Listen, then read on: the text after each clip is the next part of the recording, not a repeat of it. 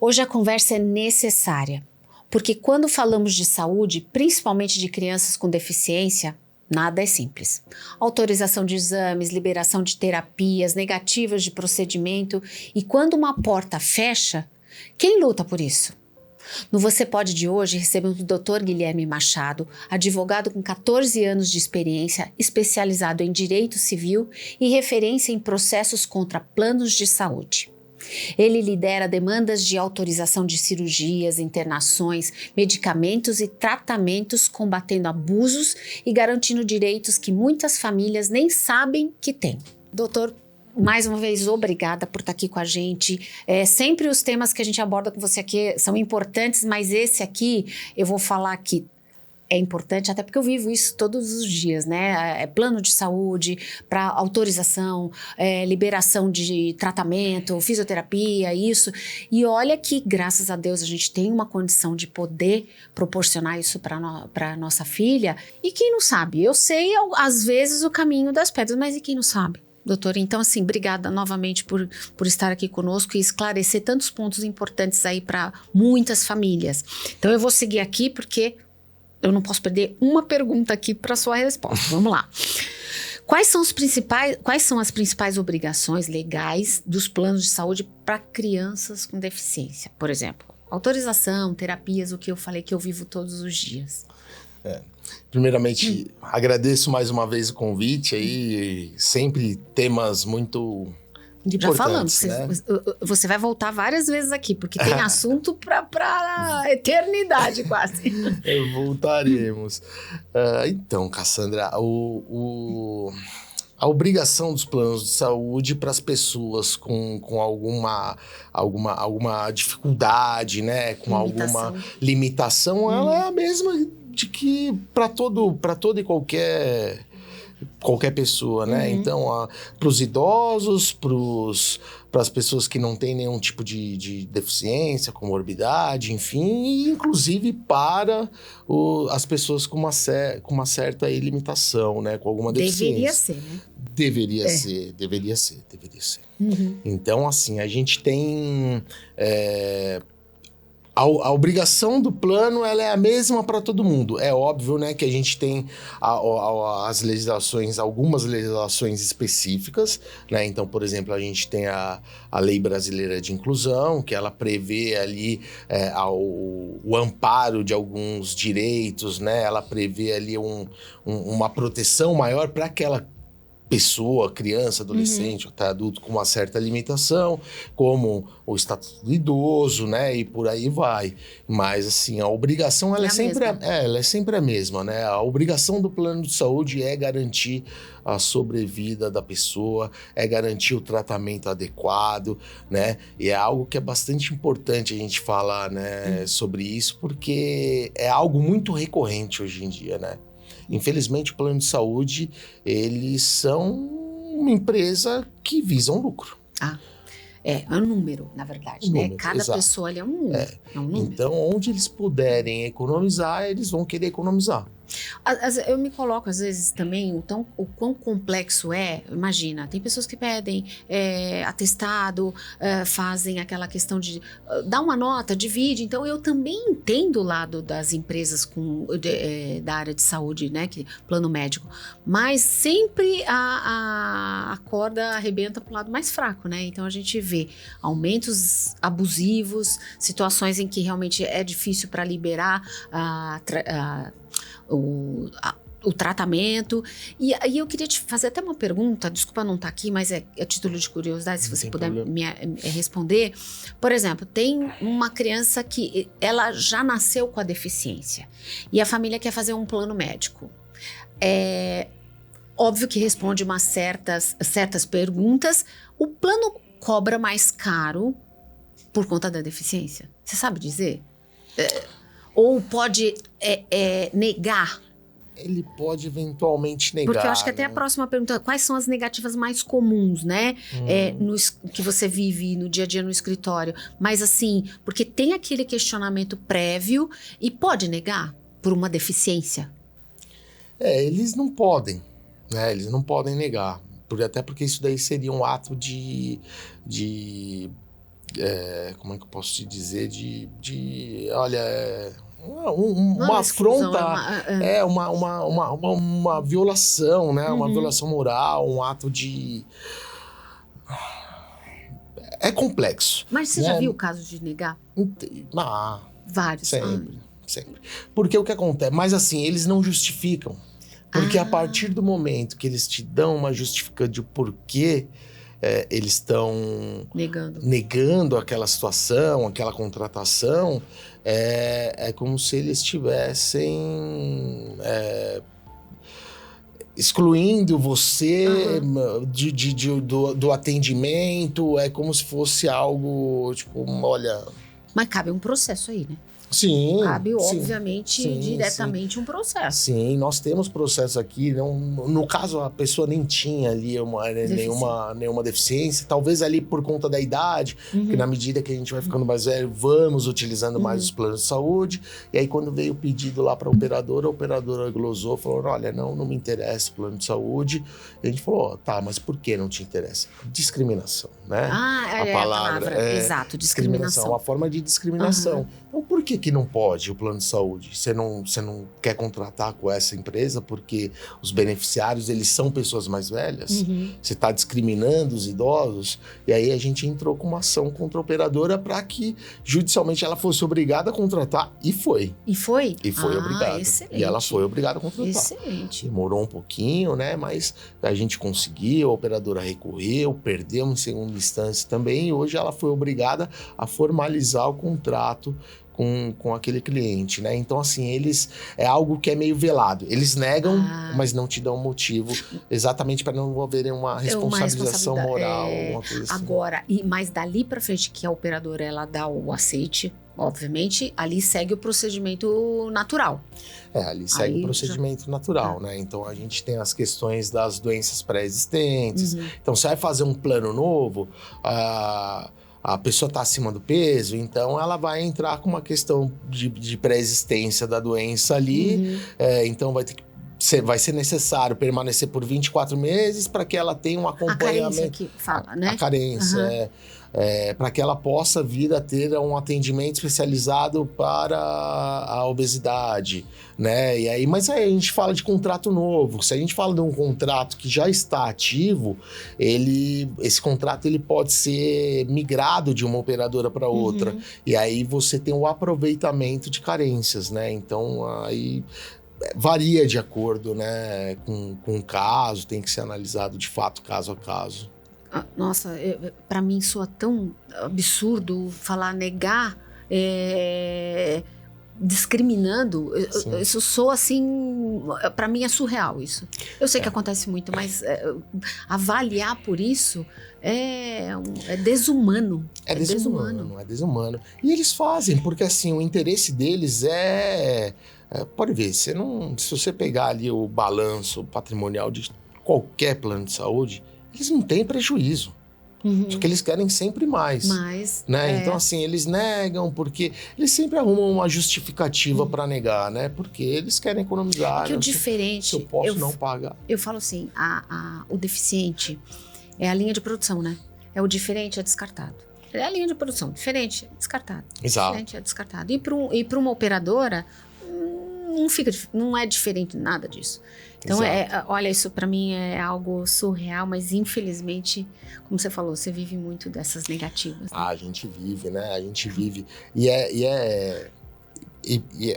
E por que acontece muito isso também, né, Cassandra? Porque a gente tem... o direito, ele não acompanha a medicina. Não tem como. A medicina está anos-luz na frente do direito. Então, todo dia sai um medicamento novo, todo dia sai uma terapia nova, todo dia sai um tratamento, todo dia sai algo novo na medicina. O direito, ele precisa legitimar essas situações. Mas isso porque o processo é moroso? Ou por que existe esse descolamento? Burocracia. Né? Burocracia. Né? Então, você precisa, por exemplo, hoje a gente tem o rol de procedimentos e medicações da ANS, né? Então, eu lembro que, sei lá, em 2013, mais ou menos, a gente via muitas negativas de PET scan. Então, porque o PET scan é um ainda hoje vê, né? Você ainda vê, mas vê menos, porque eu acho que eles apanharam tanto com o PET scan que eles falaram, vamos superar isso aqui, né? E vamos passar a autorizar para né?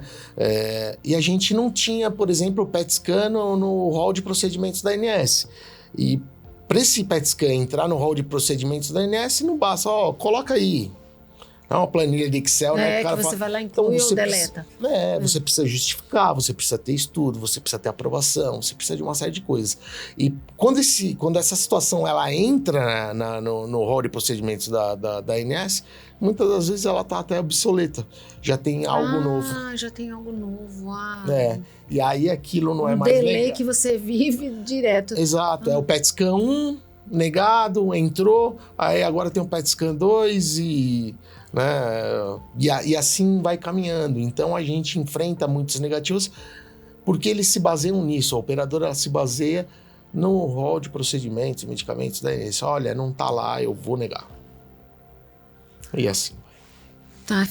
Eu tô chocada aqui. Tô chocada, eu juro. Tô até sem palavras aqui pra... A gente fica decepcionada. Ainda bem que tem profissional como você que pode orientar e ajudar muitas famílias. Porque isso... você vê, olha o tamanho e a importância de você trazer isso aqui. Porque tem muita gente que nem sabe. Não. Tem gente que nem sabe. E tem gente que tem dificuldade de acessar um advogado. Então, olha a tamanha importância desse bate-papo aqui, né? Nossa, tô aqui revoltadíssima. Mas vamos lá. Muita gente acredita que o plano pode escolher quais terapias oferecer. É fato? Não. Jamais. Jamais, né? Quando a gente vai no médico, quem que atende a gente? O médico? O médico. Não é o plano de saúde. Exato. Então, como é que o plano de saúde ele vai falar, olha, o seu procedimento é esse? Não, a gente não precisaria do médico. Fala assim, plano, eu tô com uma dor de cabeça, então tá bom. Então, hoje você vai tomar esse aqui, né? Então, a indicação é sempre do médico assistente, o médico que assiste o paciente. O convênio, ele não pode opinar, o convênio, ele não pode determinar. Olha, não, eu tenho uma criança com uma limitação motora. Olha, não, eu tô pedindo uma fisioterapia. Não, mas eu não quero que você faça uma fisioterapia, você vai fazer um RPG. Nossa. Não, a indicação é do médico, né? Eu já vivi isso. O médico pediu numa das cirurgias da Malu um material, um pino da XPTO lá. Os OPMS. Eu nem sei o que era aquilo lá. Aí o plano, não. E se usar esse? Tem esse. Se usar esse, a cirurgia é liberada imediatamente. Agora, se não for esse, aí vai passar por um procedimento, vai esperar. Aí o médico falou, não. É esse que tem que ser utilizado. Esse foi uma briga. Mas porque, Cassandra, a gente tem alguns casos, a gente tem, na verdade, um caso de uma mesma cliente que ela tinha um problema nos 2 pés. E ela precisou operar um primeiro para depois operar o outro para ter ali uma certa mobilidade. E ela teve as 2 cirurgias negadas. E as 2 cirurgias, na verdade, a cirurgia foi autorizada, mas não foram autorizados os OPMS, que são as órteses, próteses e medicamentos especiais, né? E por que não foram? Porque eram técnicas novas ali, eram equipamentos mais modernos. Então, por exemplo, você tinha um bisturi que era da marca X, ele era um custo mais acessível, o regularmente utilizado no passado, e hoje tinha um novo. E esse novo ele custava mais caro. E aí ele não queria... Falar, dá para fazer a cirurgia? Dá para fazer a cirurgia, não tem problema nenhum. Só que é uma cirurgia mais invasiva, é uma cirurgia... É vida. É vida. E aí a cirurgia era uma cirurgia mais invasiva, o processo de recuperação daquele procedimento era um processo com material que foi solicitado e negado, era um processo muito mais tranquilo e muito mais rápido. Então, assim, ele fala assim, olha, o problema é seu se você vai ficar em recuperação mais tempo. Eu quero te pagar isso daqui. Entendeu? Então você vê que não olha o ser humano mesmo, né? Não é olha, cifra. Não, é cifra. A gente vê isso direto, né? Eu fico indignada. Eu tô com dificuldade de fazer perguntas aqui, porque isso me incomoda demais. Mas quando a criança tem indicação médica, o plano pode recusar? Aí a gente já falou um pouco mais assim, pode? Não Ai, pode. Não pode. Não pode, eu sei que não pode, mas acontece. Não pode, mas eles negam. E aí eles negam sob os mais variados argumentos, né? Então, não está no rol de procedimentos, esse é o padrão. O padrão é esse. É o padrão. Então, olha, não está no rol de procedimentos da ANS, aí ele acaba negando, né? Então, e até é interessante, porque agora saiu recentemente aí uma decisão, agora eu não me recordo se foi o STJ, STF, mas que a gente tem o rol de procedimentos. E aí, esse rol de procedimentos, ele é taxativo ou ele é exemplificativo? É assim, só vale o que tá lá? A gente tem aquela questão que eu falei, que não acompanha. Interpretação também, né? Exato. Se é exemplificativo, é interpretação. É interpretação. Mas a gente entra naquela questão, né? De que o direito não acompanha a medicina. Então, como é que aquilo vai ser taxativo? Como é que vai ser limitado daquilo lá? Então, o rol ele precisa ser exemplificativo. E a gente via ali as decisões dos tribunais, elas eram muito tranquilas ali nesse sentido, de que o rol é exemplificativo, e o rol sendo exemplificativo, houve indicação médica, dá. Então, pediu? Dá. Aí agora houve um movimento aí, né, lá em Brasília, isso aí é uma decisão que alterou isso daí. Então eles reconheceram que o rol ele não é taxativo, ele é exemplificativo, né? Então isso é uma vitória, né, pra gente, mas ele trouxe alguns percalços. Quais são eles? Então, por exemplo, você tem uma dificuldade um pouco maior, uma dificuldade probatória um pouco maior, né? De certa forma até faz um pouco de sentido. Então, por exemplo, antes bastava a indicação médica, o médico pediu, tinha que dar, né? Hoje você precisa, aquele medicamento, aquela situação, ela precisa estar registrado na Anvisa, ela não pode ter ali, de repente, algo que possa ser substituído, né? Desde que com a mesma eficácia, tem que ter a indicação, né? Então você... foi uma decisão favorável, ela colocou uma certa limitação, né? Uma dificuldade um pouquinho maior de você providenciar tudo aquilo, mas foi uma decisão ali que... Dificuldade para providenciar, mas dificuldade. Para liberar... Não, ela foi uma dificuldade pro advogado, pro paciente, né? Tá. Porque antigamente a gente pedia, então você chegou com uma negativa lá pra mim, eu pegava a sua negativa, a solicitação médica, e falava assim, olha, tem essa solicitação e foi negado, manda ele entregar. E era o suficiente.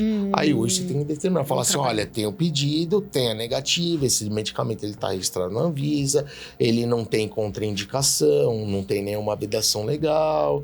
Hoje a gente tem um sistema de estudos da justiça que chama NatJus, né? É um banco de dados ali onde ficam diversos pareceres médicos sobre a eficácia daquele medicamento ou daquilo outro. Então, aí você usa aquilo como fundamentação. Então, dá um pouco mais de trabalho para fazer aquilo, mas assim, reconheceu que o rol ele é exemplificativo e não taxativo. Porque tem dois pontos, né? O plano médico ele faz para dificultar, ou muitas das vezes que eu já ouvi falar que também faz porque muita gente também banaliza o negócio, né? Igual para carro, para PCD. Sim. Antes você tinha uma unha quebrada, você tinha direito ao carro, ao PCD e tal. Aí eles dificultaram mais o processo para aquele que precisa. Aí você fala assim, poxa, hoje eu tô pagando uma conta porque foi praticamente banalizado, todo mundo tem, quebrava um dedinho, já entrava na carro com esse benefício. Então também eu acho que eles têm esse cuidado porque foram muitas solicitações indevidas. Sim, né? Você acaba tendo um abuso ali, né? De certa forma. E aí é óbvio, né? A partir do momento que você tem um abuso, esse abuso precisa ser coibido, né? Então, assim... Mas sofre aquele que realmente necessita, né? Paga a conta, paga aquele a conta, que de fato necessita. Aquele que mais precisa. Existe obrigação de oferecer profissionais especializados, por exemplo, neurologista, fisiatra, terapeuta ocupacional, que é o nosso caso aqui? Tem, eu sei que tem a lei para isso, né? Assim, por exemplo, acompanhamento do terapeuta ocupacional numa escola. Você tem a Lei Brasileira de Inclusão, que ela prevê uma série de acessos ali para a pessoa que tem ali alguma condição diferenciada, né? Então, isso daí você tem. Mas o que é importante a gente lembrar, Cassandra, é que, assim, o plano de saúde, ele visa proteger, garantir sobrevida ao paciente, um tratamento adequado, né? Então, como que a gente pode enxergar isso daí? A gente tem, por exemplo, uma pessoa com alguma questão oncológica, né? O plano de saúde, ele cobre a questão oncológica? Ele cobre a questão oncológica. Então, se ele cobre a doença, ele não pode limitar o tratamento.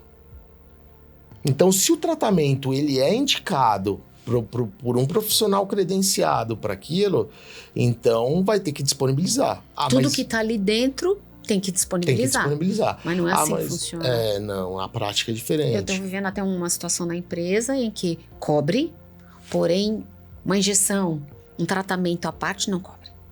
E geralmente esses tratamentos são os mais caros. Exatamente. Mas assim, ele tem que dispor ali dos profissionais adequados para atender aquela necessidade. Então, eu não tenho profissional indicado, então isso te legitima a pagar, de repente, por fora e pedir o reembolso.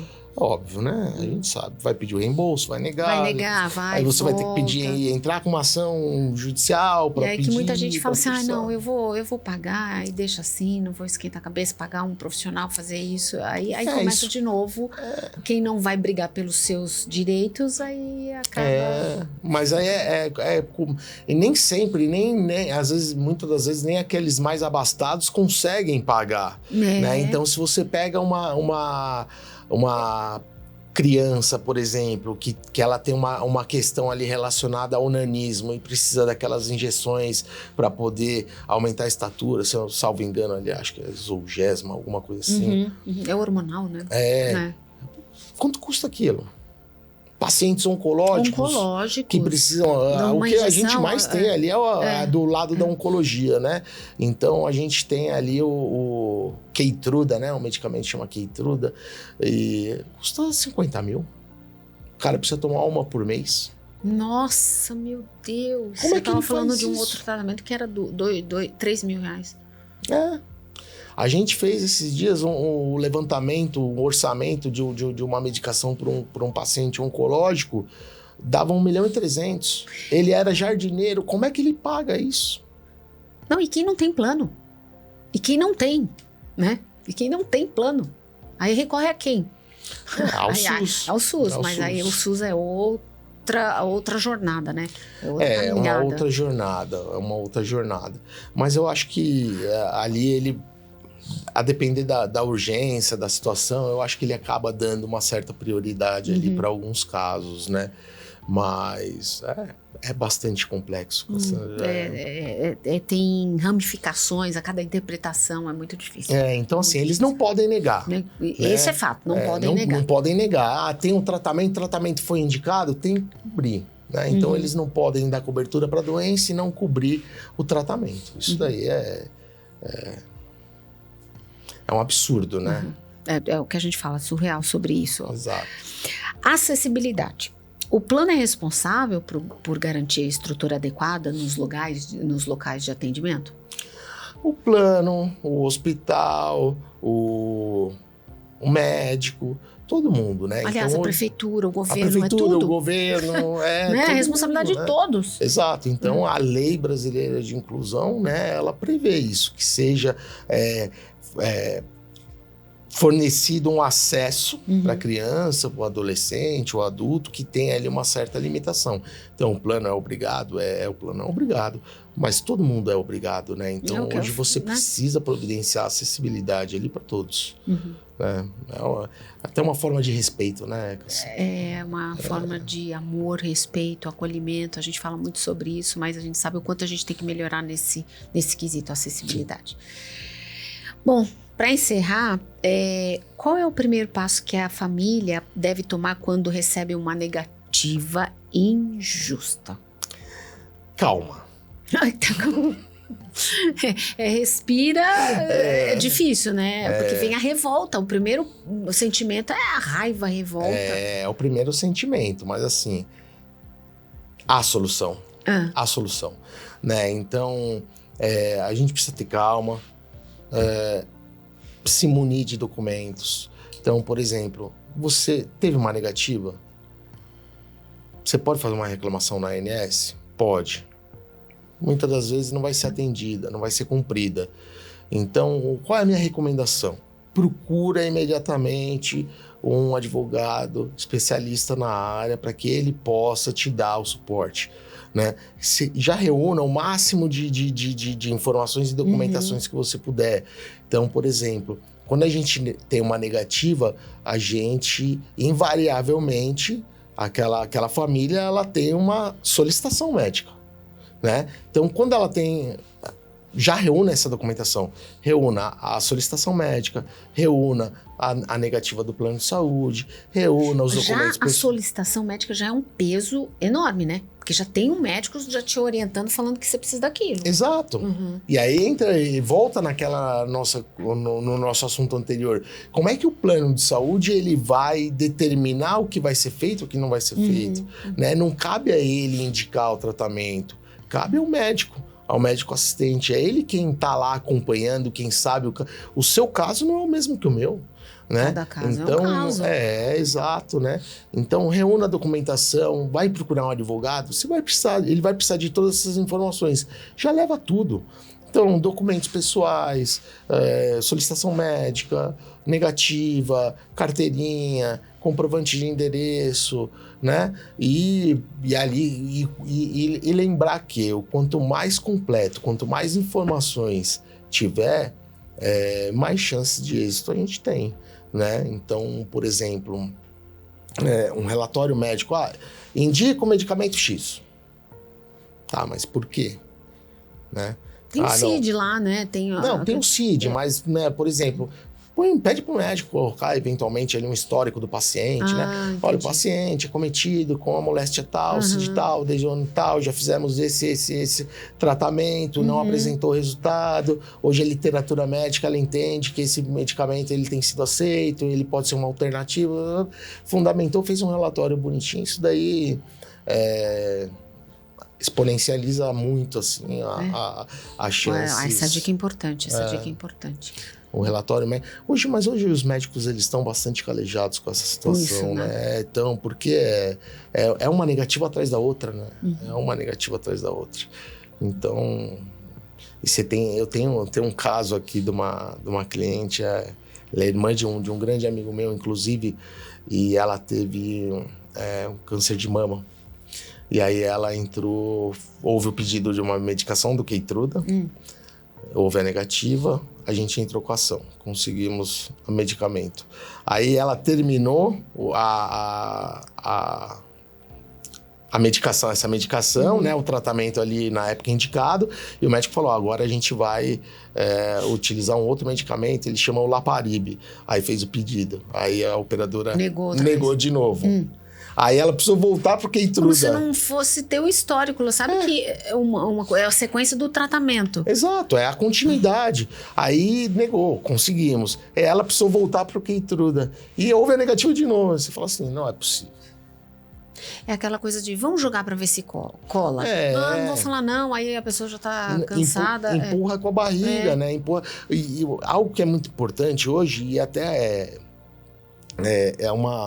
eu acho que é uma função até dos advogados nos processos trazer isso daí à tona, porque muitas das vezes quando a gente entra com uma ação dessa, por exemplo, o juiz ele vai e fixa uma multa diária de R$1.000 em caso de descumprimento da ordem dele. Pro plano é mais barato pagar a multa do que tirar o remédio. Com certeza, um remédio de 50 e pagar 1.000, por isso que eu falo, o proporcional tem que colocar um peso aí. Sim, exato. Pra ele. O medicamento custa 50? Tá bom, então você vai pagar uma multa de 100 mil. Exato, o dobro. O dobro, né? O tratamento custa 1 milhão, então a multa, se você não cumprir, são 2.